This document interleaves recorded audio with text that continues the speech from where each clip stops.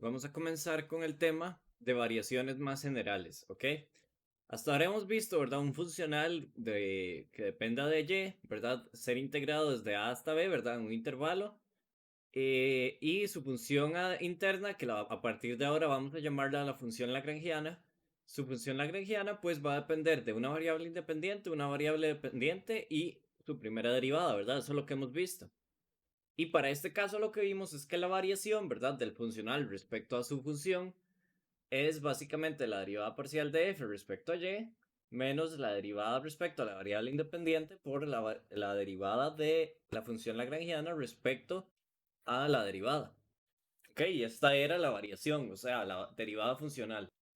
Pero ahora vamos a ver casos más generales, como por ejemplo que hayan m variables independientes, ¿verdad? O sea, ya no solo x, sino que sé yo, x1, x2, x3, ¿verdad? Más variables independientes, n variables dependientes, ¿verdad? O sea, que no solo haya una y, sino que hayan varias. Y también las p-ésimas derivadas, ¿verdad? Entonces, no solo la primera derivada, sino la segunda, la tercera, la cuarta y hasta la derivada p, ¿verdad? Y vamos a también ver eventualmente restricciones que pueden existir sobre las variables, ¿verdad? Que pueden alterar el resultado. Vamos a introducir algunos temas de notación. Primero vamos a hablar de lo que es un problema de condición de frontera. Un problema de condición de frontera es básicamente yo tengo un funcional que debo extremizar, ¿verdad? Ya sea encontrar mínimos, máximos o puntos de silla o puntos estacionarios. Y también tengo condiciones de frontera, ¿verdad? Eso significa que en la frontera de integración tiene que valer algo en específico, ¿verdad? Tanto las variables dependientes como las subderivadas. Y también pueden haber restricciones entre las variables. Otro detalle, ¿verdad? Veamos que aquí el funcional depende de n variables dependientes, o sea, de n funciones. Y la función lagrangiana depende de m variables independientes, n variables dependientes y de todas las variables dependientes, todas las derivadas respecto a las variables independientes. Eso es lo que significa esto. Hasta la derivada p. ¿Ok? Y la otra situación, ¿verdad? Es que noten que la integración es sobre una región de dimensión m, ¿verdad? Entonces, como es una región de dimensión m, estamos integrando sobre todas las variables independientes. Así es como cambia el problema en el caso más general y ahorita vamos a ir viendo uno por uno.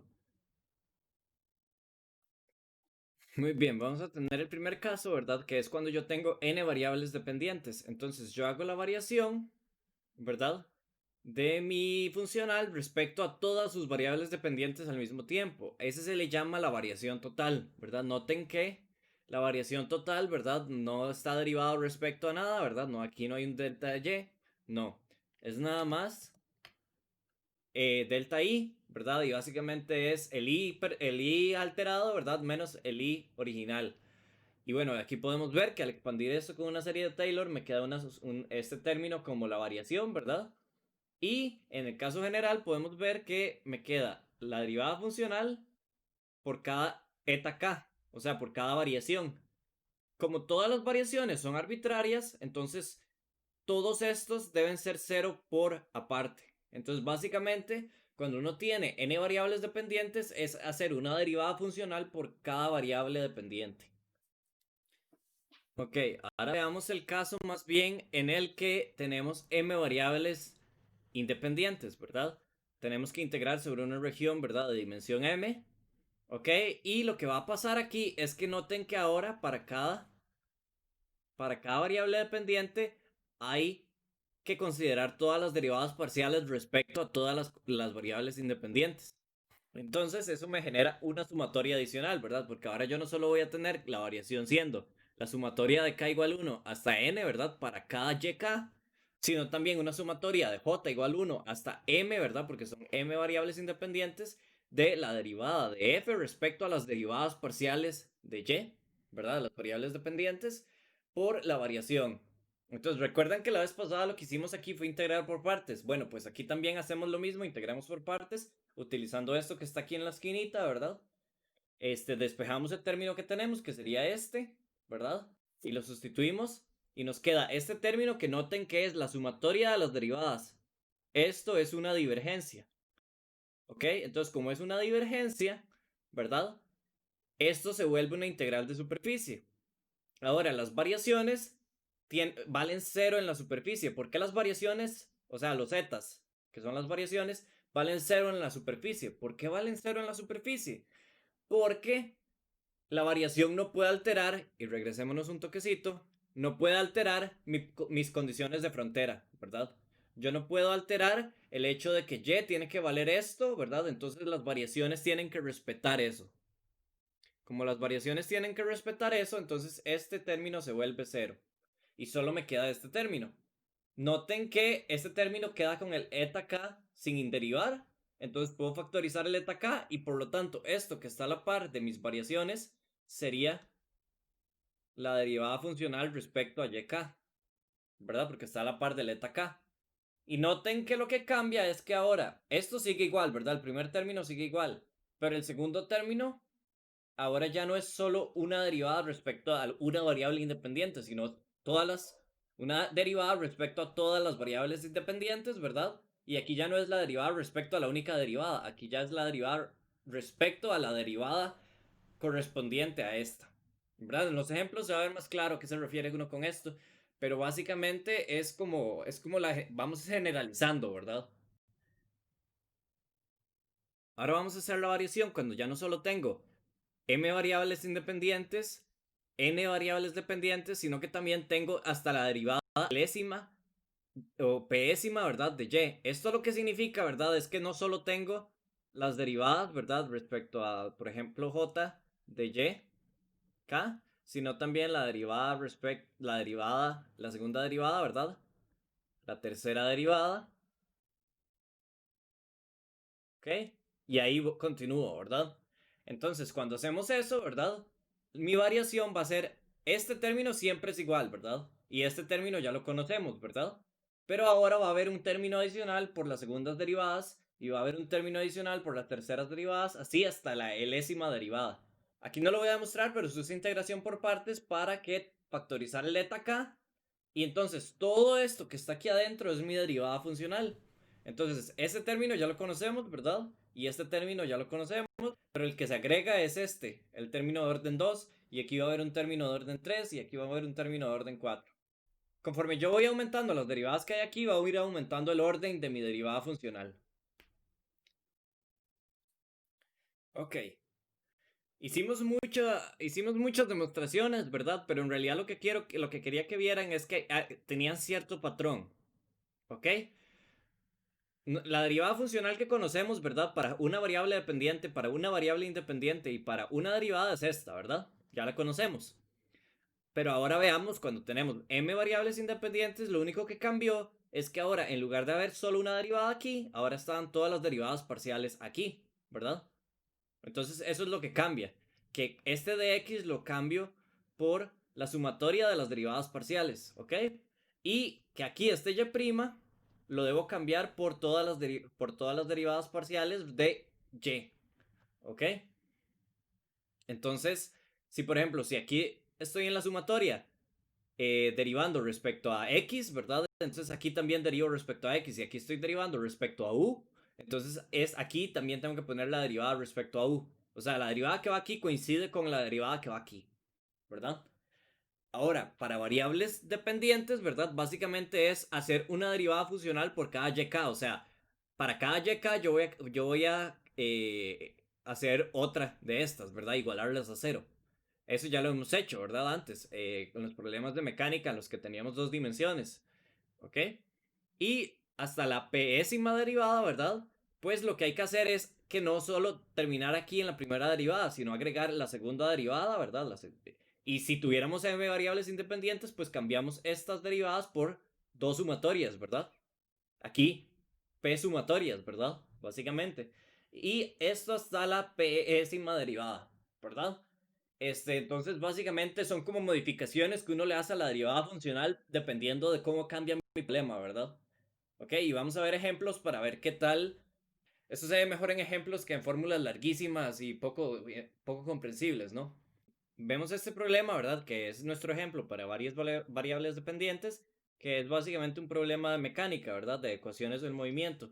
Yo tengo aquí la energía cinética, ¿verdad? Que depende de mis velocidades. Yo tengo aquí el potencial que depende de mis coordenadas, ¿verdad? O sea, x, y, z, que a la vez son mis variables dependientes, porque ellas dependen del tiempo, que es mi variable de integración. ¿Ok?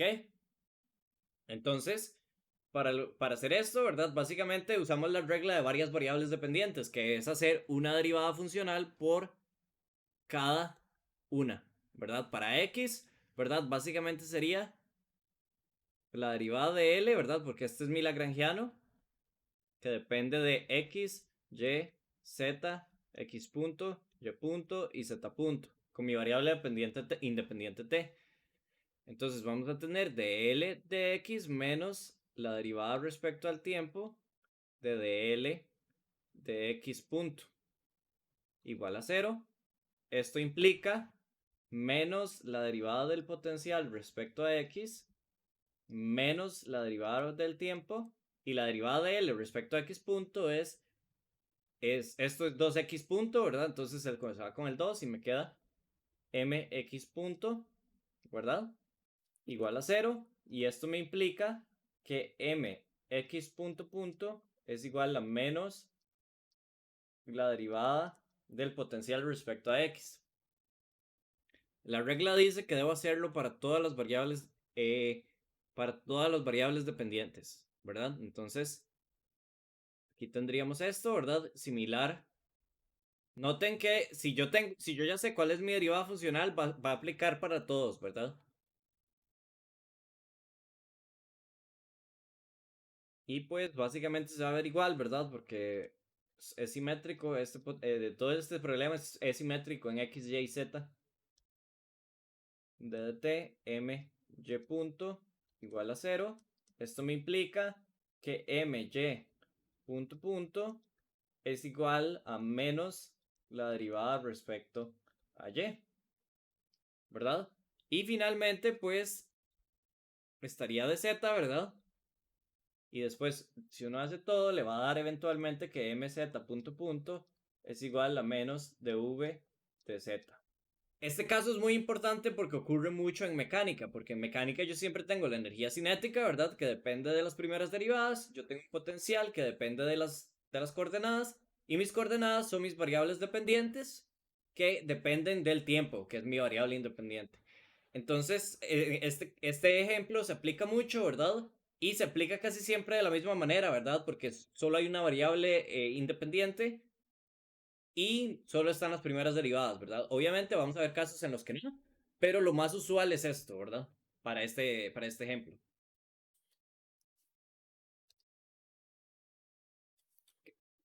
Vamos a hacer ahora este problema, que este problema es el lagrangiano de la ecuación de onda. Esta es la densidad de la energía cinética de una partícula de un medio, y esta es la densidad de la energía potencial de una partícula en un medio. Cuando hacemos esta ecuación, ¿verdad? Cuando extremizamos esto, nos va a dar la ecuación de onda. Entonces al menos ya sabemos a dónde vamos, ¿verdad? Datos curiosos, ¿verdad? Noten que aquí estamos derivando respecto al espacio, ¿verdad? Entonces, como estamos derivando respecto a nuestras tres dimensiones espaciales, a esto se le llama la densidad lagrangiana. No el lagrangiano, sino la densidad lagrangiana. Y noten que mi densidad lagrangiana depende usualmente al menos dependería de las coordenadas, ¿verdad? X, Y, Z y el tiempo, y estas son mis variables independientes. Dependería de phi, que es mi variable dependiente, y dependería de las derivadas respecto a t de phi, respecto a x de phi, respecto a y de phi y respecto a z de phi, ¿verdad? Explícitamente. Pero en este caso en particular vemos que no depende de las variables independientes ni que depende de la variable dependiente, solo depende de las derivadas. ¿Ok? Entonces, bueno, usemos la regla. Primero, recordémonos cómo era la variación, ¿verdad? Así se vería usualmente. Pero en este caso vamos a tener que aplicar la regla de varias variables independientes, ¿verdad? Que sería básicamente que mi variación respecto a mi variable dependiente, ¿verdad? Sería la derivada de la densidad lagrangiana respecto a phi, ¿verdad? Menos la sumatoria desde j igual 1 hasta 4, ¿verdad? Porque tenemos 4 variables independientes de la derivada parcial de respecto a j de la derivada parcial de la densidad lagrangiana respecto a la derivada j de phi. Y esto es igual a 0. ¿Ok? Algo que notar antes de comenzar es escribamos explícitamente este lagrangiano, ¿verdad? Básicamente sería un medio de ρ por la derivada respecto al tiempo de phi al cuadrado menos un medio de e, y esto es el gradiente al cuadrado. Entonces me quedaría la derivada de phi respecto a x al cuadrado más la derivada de y de phi al cuadrado más la derivada de z de phi al cuadrado. Si ustedes quieren aquí, ¿verdad? Como es el gradiente, pueden usar coordenadas curvilíneas, pueden usar tensores, pueden usar lo que quieran, pero yo voy a usar cartesianas, ¿verdad? Yo no me voy a complicar mucho. Muy bien. Ahora veamos que mi lagrangiano, cuando yo lo escribo así, ya yo puedo ver fácilmente qué tengo y qué no. Vemos que no depende de phi en ninguna parte, entonces esto es 0, ¿verdad? Y vamos a tener menos la primera derivada, que sería, o sea, j igual 1, sería la derivada respecto al tiempo de la derivada del lagrangiano, ¿verdad? Respecto al tiempo. Pero aquí de una vez voy a escribir la derivada respecto a la derivada temporal, es básicamente ρ por la derivada del tiempo de phi. Aquí el menos, ¿verdad? Vean que aquí yo tengo un menos, pero aquí tengo otro menos, entonces menos por menos da más.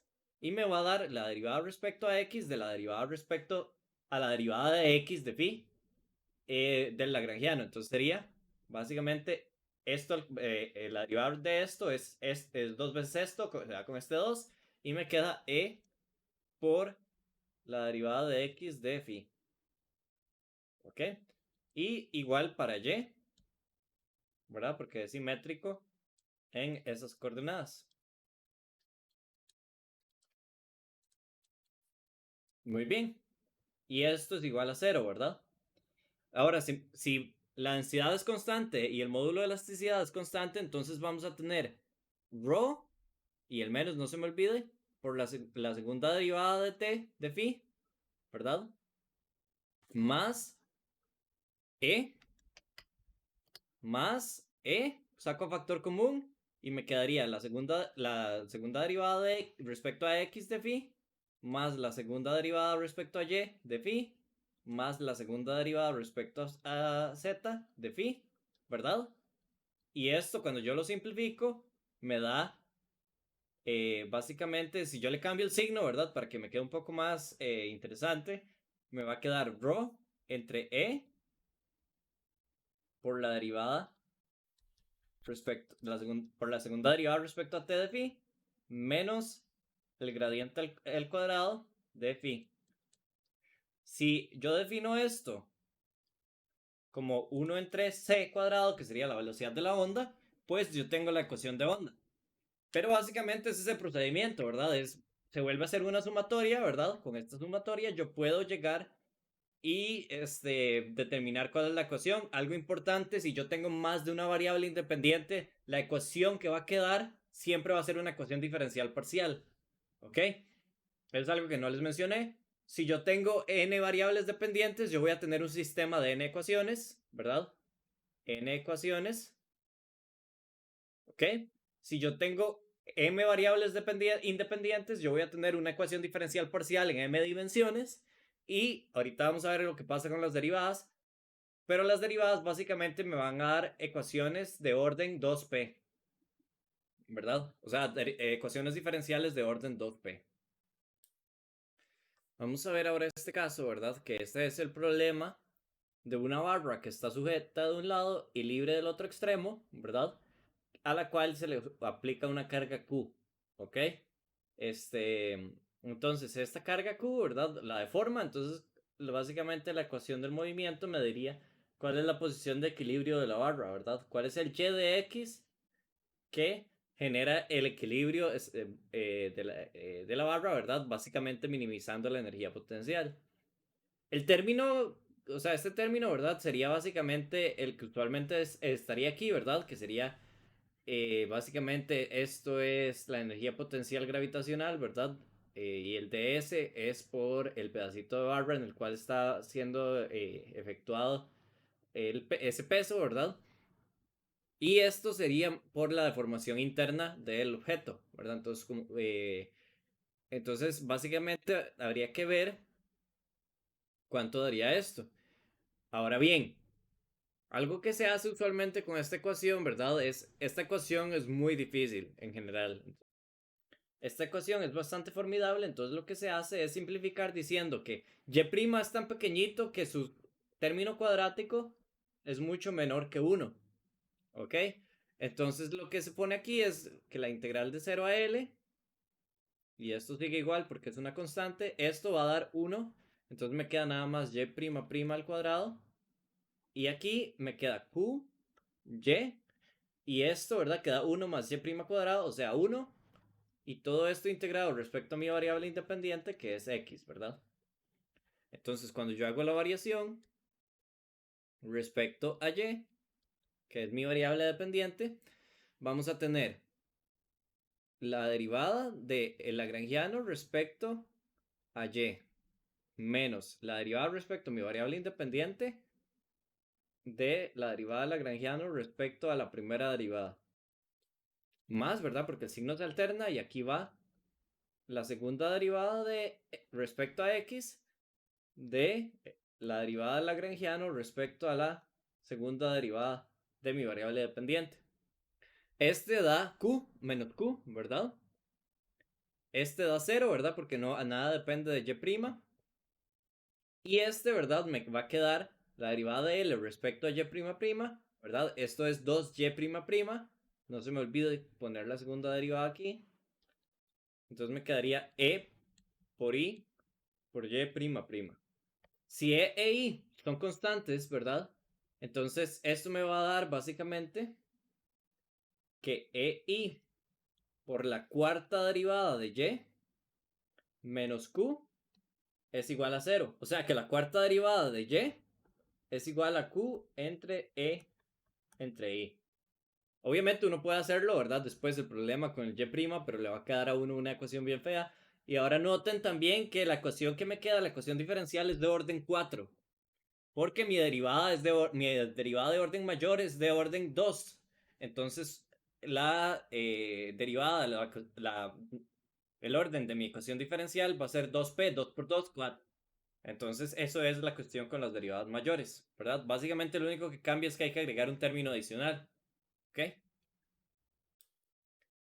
Ok, ya hablamos de los tipos de variaciones, ¿verdad? Cuando tenemos varias variables independientes, cuando tenemos varias variables dependientes y cuando tenemos varias derivadas. Ahora vamos a hablar de las variaciones cuando tenemos restricciones. ¿Qué es una restricción? Es básicamente que mis variables están relacionadas de alguna forma que dan un cierto resultado. Por ejemplo, aquí están los tipos de restricciones. Existen las restricciones integrales, que pueden depender de, básicamente serían una integral que dependen de x, y y y', ¿verdad? Pueden depender de mayores derivadas, pero no vamos a considerar esos casos. Y dan un cierto valor específico. Por ejemplo, el perímetro, ¿verdad? Yo tengo una cuerda y yo tengo con esa cuerda que pues no va a hacerse más grande. El perímetro, o sea, la longitud de esa cuerda va a ser igual siempre. Pero, por ejemplo, ¿qué tal si yo quiero maximizar el área que puede encerrar esa cuerda? ¿Verdad? Entonces, en ese caso, yo necesito una restricción que haga que la longitud de esa cuerda se mantenga constante. O sea, yo puedo variar Y, pero siempre y cuando este Y me dé la misma cuerda con el mismo perímetro. También existen restricciones que se les llama holonómicas, que son una relación entre mi variable dependiente y mi variable independiente. Un ejemplo, ¿verdad? Ocurre en mecánica en el que x más y es igual a una constante. Y yo lo puedo reescribir, ¿verdad? Para que sea igual a 0, ¿verdad? Como me lo pide la restricción. Y aquí podemos ver que básicamente si yo tengo una polea y pongo mis ejes coordenados sobre la polea, la distancia que esté esta caja y la distancia a la que esté esta caja, cuando yo la sumo, tiene que ser igual a la longitud de la cuerda. Entonces, esta caja y esta caja no son libres de moverse como quieran. Están relacionadas por la cuerda, ¿verdad? Que básicamente sería esta relación entre las coordenadas. Luego existe el tipo de restricción no holonómica, que es una restricción, o más bien una relación entre la variable independiente y la derivada. Eso sí, algo importante para la restricción no holonómica es que esta no puede ser integrada. O sea, ustedes no pueden escribir esto de una forma que quede un diferencial exacto y puedan integrarlo.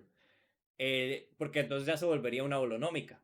Las no holonómicas no se pueden integrar. Por ejemplo, en este caso, ¿verdad? Usualmente si tenemos solo dos variables, hay alguna forma de integrarlo. Pero cuando ya tenemos varias, ya es imposible, ¿verdad? Por ejemplo, en este caso, podemos ver que aquí tenemos cuatro variables, ¿verdad? Solo que y no la escribí aquí, pero la derivada de x respecto al tiempo menos r por el seno de zeta, que es otra coordenada, por d phi de t, que es otra coordenada, es igual a cero. No hay forma de integrar esto, porque no existe una forma en la que yo pueda escribir zeta como función de phi. Entonces esto no se puede integrar. Entonces esto es una restricción no holonómica. Y después existen las restricciones por desigualdades, que básicamente yo tengo mi restricción mayor o igual a cero. ¿Cuál es un ejemplo de esto? Por ejemplo, veamos este caso. Yo tengo una casa, hay un lago y aquí está mi oficina, digamos. Entonces yo quiero encontrar la ruta más corta para llegar desde mi casa a mi oficina. Uno pensaría, sí, uno se va en línea recta, pero hay obstáculos en el medio, hay un lago de radio R.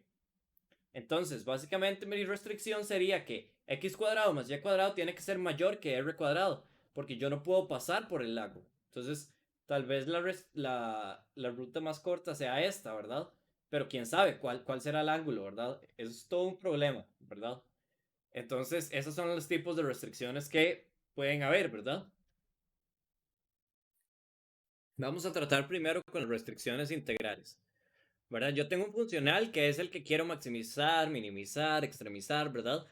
Este que tiene ciertas condiciones de frontera, ¿verdad? Que hay que respetar, sujeto a la restricción integral de que L es igual a esta integral, ¿verdad?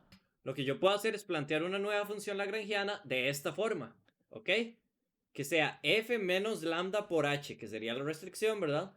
Y pues esto me daría lambda mayúscula como mi función lagrangiana y lambda minúscula como mi multiplicador de Lagrange, ¿verdad? Este multiplicador de Lagrange es una constante, ¿ok? Y cuando yo lo planteo de esta forma, yo me garantizo que mi solución, ¿verdad? Mi y solución sí va a cumplir con esta restricción, ¿ok? Entonces esta es básicamente la solución. Yo planteo un nuevo funcional que incluya mi lagrangiano original y la restricción, ¿verdad? Y esta nueva función lagrangiana es la que me permite hacer los extremos. Ahora iremos con las restricciones holonómicas, ¿verdad? Básicamente ahora mi función lagrangiana va a ser igual, va a ser f menos lambda, pero ahora vean que lambda no es constante, lambda depende de x por mi restricción holonómica, ¿verdad? Mi nuevo lagrangiano depende de mi lagrangiano anterior menos lambda, ¿verdad? Que sigue siendo el multiplicador de Lagrange, pero ahora es una función por la restricción. Y cuando yo hago esto va a pasar dos cosas. Ahora como lambda de x, ¿verdad? Depende de x, entonces yo lo tengo que agregar como una de las variables de mi funcional, ¿verdad? Eso es lo número uno. Y lo número dos es que cuando yo extremizo respecto a este funcional, siempre me va a dar cuando yo extremizo respecto a lambda, me va a dar la condición, la restricción holonómica, ¿verdad? Y aquí me va a quedar una ecuación de Euler-Lagrange alterada, ¿verdad? Por el hecho de que tenemos esto y que yo tengo que resolver. Ok, lo vamos a ver en ejemplos ahora. Este es para restricciones integrales y me piden que busque la figura 2D que maximiza el área encerrada manteniendo un perímetro P constante. Entonces, básicamente, el área encerrada, ¿verdad? Yo lo puedo plantear, ese es un funcional bastante sencillo, porque si yo tengo una gráfica y de x, ¿verdad? Pues entonces el área bajo la curva de y de x es el área, ¿verdad? Entonces podemos escribir que el área como funcional de y va a ser igual a la integral de y de x, ¿verdad? De a hasta b. Mi restricción es que el perímetro, ¿verdad? P sub 0 es igual a la integral de a hasta b de 1 más y' cuadrado, ¿verdad? De x. Básicamente la longitud de arco. ¿Cuánta cuerda tengo? ¿Ok? Entonces podemos escribir esto, ¿verdad? Lo podemos escribir de esta manera. La integral de a b de y menos lambda por el perímetro, que sería 1 más y' cuadrado de x. ¿Ok? Entonces básicamente aplicamos la ecuación de Euler-Lagrange a este funcional, ¿verdad? A mi funcional restringido. Y tendría la derivada respecto a y menos la derivada respecto a mi variable independiente de mi lagrangiano respecto a y'. ¿Ok? Igual a 0. Esto implica, ¿verdad? La derivada respecto a y es básicamente 1, ¿verdad? Es lo que tenemos aquí, menos, y aquí ponemos la derivada respecto a x, ¿ok? Vamos a ver, tendríamos la derivada de esto, ¿verdad? Que ya la conocemos.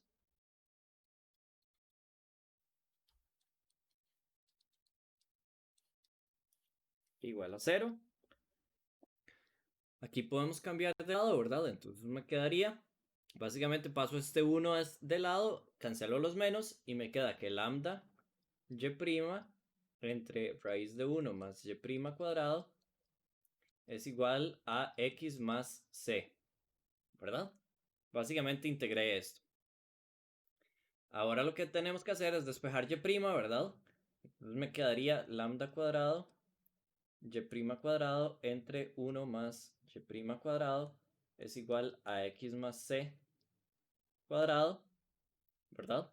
Paso esto de lado y me queda lambda cuadrado y' cuadrado igual a x más c al cuadrado más y' cuadrado x más c al cuadrado. Cambio de lado y', ¿verdad? Entonces me quedaría lambda cuadrado menos x más c al cuadrado a la par de y' cuadrado, y aquí me queda x más c al cuadrado. De aquí yo despejo de y de x, ¿verdad? Y con de y de x, esto me va a dar más menos x más c arriba. Y abajo me queda en la raíz, ¿verdad? Básicamente esto. Lambda cuadrado menos x más c al cuadrado. Esta integral me queda igual que y es igual a más menos la raíz de lambda cuadrado menos x más c al cuadrado más una constante k, ¿verdad?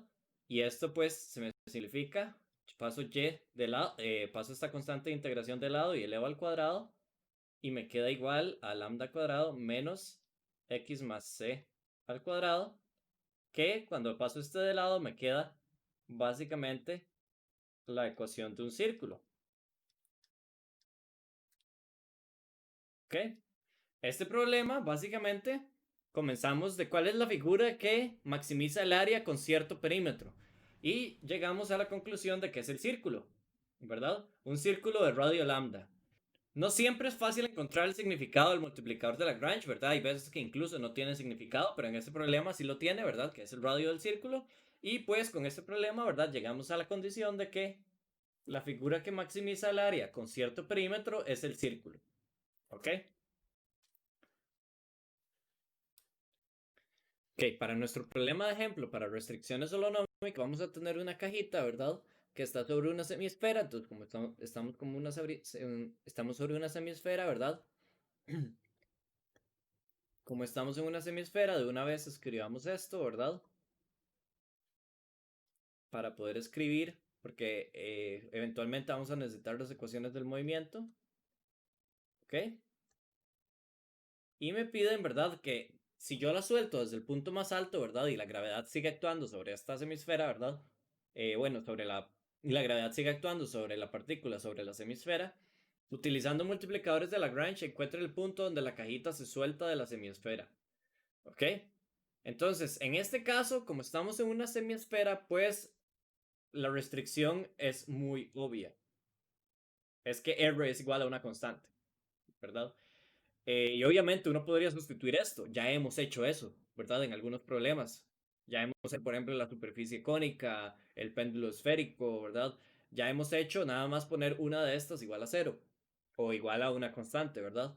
Este, pero bueno, para este caso no lo vamos a hacer así, lo vamos a hacer usando multiplicadores de Lagrange y vamos a tener de energía cinética R punto al cuadrado más un medio de la masa por R cuadrado zeta punto al cuadrado más un medio de la masa por R cuadrado por seno cuadrado de zeta por phi punto al cuadrado, ¿verdad?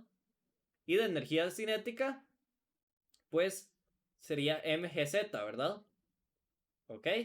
Pero como estamos en coordenadas esféricas, entonces sería mg r por coseno. ¿Ok? Muy bien. Ahora, tenemos que plantear, ¿verdad? Mi lagrangiano original, que va a ser básicamente esto que ya escribí, lo voy a escribir de nuevo.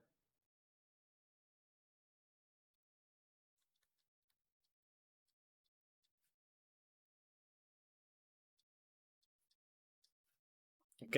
Menos el potencial, que sería mg r coseno. ¿Ok?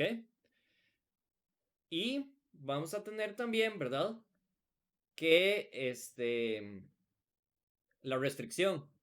La restricción sería g de r igual a r menos r igual a 0, ¿verdad? Siempre hay que igualarlas a 0, las restricciones.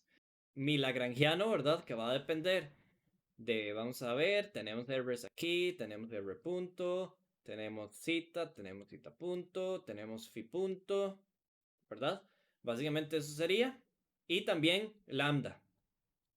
Va a ser igual a L menos lambda por G de R. Mi funcional va a ser dependiente de básicamente estas variables, ¿verdad? Y de lambda. ¿Ok? Y va a ser la integral de L menos lambda GR. Mi variable independiente es básicamente el tiempo. Una simplificación que vamos a hacer es que vamos a decir que no hay movimiento en phi. ¿Ok? Esa es una simplificación que vamos a hacer solo para que no se vuelva muy grande este problema, ¿verdad? Entonces, básicamente mi función lagrangiana ahora va a ser un poco más sencilla y va a ser igual a un medio de la masa por r punto al cuadrado más un medio de la masa por r cuadrado zeta punto al cuadrado menos mg r coseno menos lambda r menos r. ¿Ok? Entonces hacemos básicamente las derivadas funcionales, ¿verdad? De mi funcional restringido respecto a R primero, ¿verdad? La derivada del lagrangiano respecto a R menos la derivada respecto al tiempo de la derivada del lagrangiano respecto a R punto. Esto me implica, ¿verdad? Básicamente que de R depende aquí, ¿verdad? Entonces tendríamos M R zeta punto cuadrado, ¿ok? Aquí también hay R, entonces sería menos mg coseno de zeta, ¿verdad? Y también de aquí me quedaría menos lambda. Esto, ¿verdad? Son los que dependen de R. Me faltan los que dependen de R punto, que nada más sería este. Entonces sería la derivada respecto al tiempo de mr punto. Esto finalmente me implica que mr punto punto es igual a mr zeta punto cuadrado menos mg coseno de zeta menos lambda. ¿Ok? Ahora vamos con la otra ecuación de r de zeta. Vemos que de zeta depende este término, ¿verdad? Y de zeta punto este. Entonces me quedaría básicamente aquí la derivada del lagrangiano, ¿verdad? Restringido menos la derivada respecto al tiempo de la derivada de lambda respecto a zeta punto, ¿verdad? Básicamente sería este La derivada de coseno es menos seno, ¿verdad? Entonces menos por menos da más. MGR seno, ¿ok? Menos la derivada respecto al tiempo de esto, que sería mr cuadrado zeta punto igual a 0. Esto no lo voy a derivar todavía porque me falta una última que sería de r respecto a lambda, ¿verdad? Vean que lambda solo aparece aquí, entonces solo sería la derivada parcial respecto a lambda y esto sería igual a r menos r. O sea que ya puedo cambiar mis r's por r mayúscula. ¿Ok? Esto es muy bueno, ¿verdad? Porque si ya puedo cambiar mis r's por r mayúscula, ¿verdad? Que es una constante, pues hay varias simplificaciones que puedo hacer. Una simplificación que podemos hacer, ¿verdad? Es aquí, que esto se vuelve 0 es igual a m r zeta punto cuadrado menos mg coseno menos lambda. Una simplificación que podemos hacer aquí es que me queda mr cuadrado zeta punto punto es igual a mgr seno de zeta. Y pues ya usamos esta ecuación, ¿verdad? Ya no la necesitamos. Ok, aquí yo puedo hacer incluso más cancelaciones, ¿verdad? Me queda zeta punto punto es igual a g entre r seno de zeta. Y de aquí yo puedo hacer básicamente, bueno, aquí no puedo hacer mucho, ¿verdad? Porque no puedo sacar factor común nada. Y tengo un problema con el zeta punto cuadrado, ¿verdad? Entonces lo que voy a hacer aquí es hacer un truco, ¿verdad? Que es que cuando ustedes ven una segunda derivada igual a esa misma variable, ustedes lo que pueden hacer es multiplicar, ¿verdad? Por de zeta.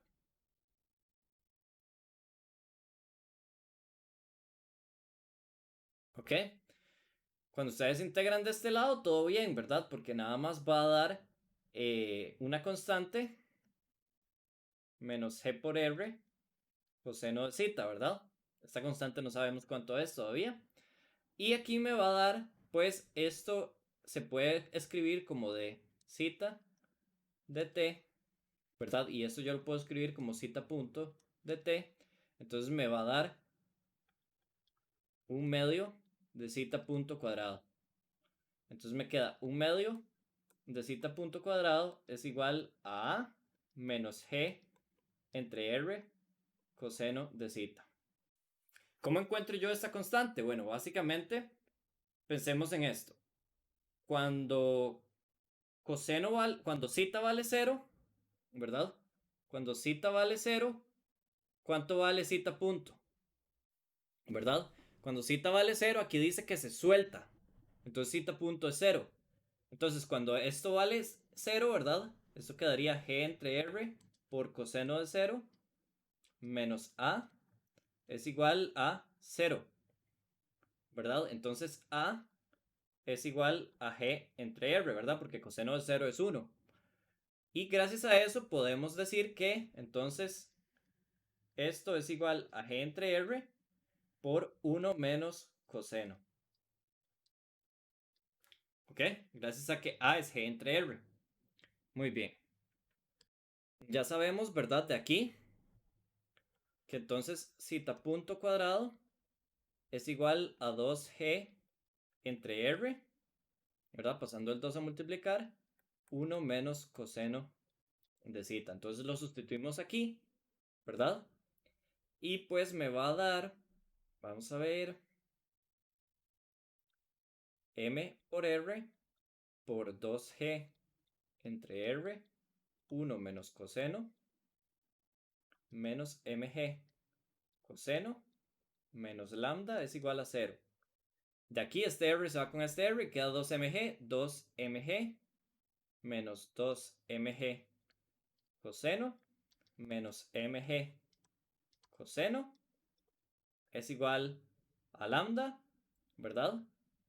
Y noten, ¿verdad? Que aquí esto me da básicamente 2mg menos 3mg coseno, ¿ok? Y ahora hay que recordar un poquito de mecánica, de física uno, ¿verdad? Noten que esta ecuación, ¿verdad? Este es el término centrípeto, ¿verdad? Es la masa por el radio por la velocidad angular al cuadrado. Este es el término debido a la gravedad, igual que aquí, ¿ok? Y este entonces es la fuerza normal. Cuando un objeto se separa, la fuerza normal vale cero. Entonces, como lambda es la fuerza normal y vale cero, entonces en el punto, ¿verdad? Lambda igual cero igual a 2mg menos 3mg coseno de zeta. Pues despejando me da que coseno de zeta es igual a 2 tercios.